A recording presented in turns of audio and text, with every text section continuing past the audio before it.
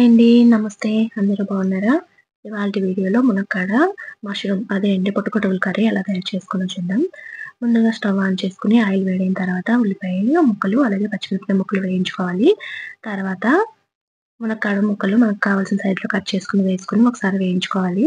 ఇప్పుడు మనకి టేస్ట్ తగ్గట్టు సాల్టు, కారం, పసుపు, అల్లం వెల్లుల్లి పేస్ట్ కూడా వేసుకొని బాగా కలుపుకొని వేయించుకోవాలి. ఇప్పుడు టమాటాలు చిన్నగా కట్ చేసుకొని ఇవి కూడా వేసుకొని మగ్గించుకోవాలి. ఈ మష్రూమ్‌లో చాలా విటమిన్స్ ఉంటాయి. అవేంటంటే బి1, బి2, బి9, బి12, విటమిన్ సి, విటమిన్ డి2లు కూడా ఉంటాయి.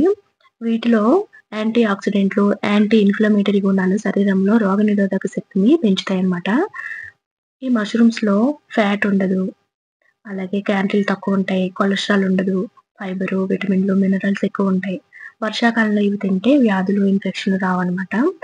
ఇప్పుడు మనకి టమాటాలు మగ్గిన తర్వాత కొంచెం గరం మసాలా పౌడర్ వేసుకొని బాగా కలుపుకొని సన్నగా కట్ చేసిన ఈ మష్రూమ్ ముక్కలో వేసుకొని బాగా కలుపుకొని మూత పెట్టుకొని మగ్గించుకోవాలి. ఇలా మగ్గించుకుంటే మనకి మష్రూమ్ అనేది త్వరగా మగ్గుతుంది.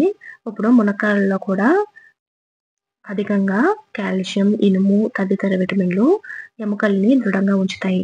మహిళల్లో నెలసరి సమయంలో వచ్చే నొప్పులు కూడా తగ్గుతాయి. ఈ మష్రూమ్ ఇలా మగ్గిన తర్వాత కొన్ని వాటర్ పోసుకొని ఉడికించుకుంటే మనం వేసిన స్పైసెస్ అన్నీ ముక్కలు పీల్చుకుంటాయి.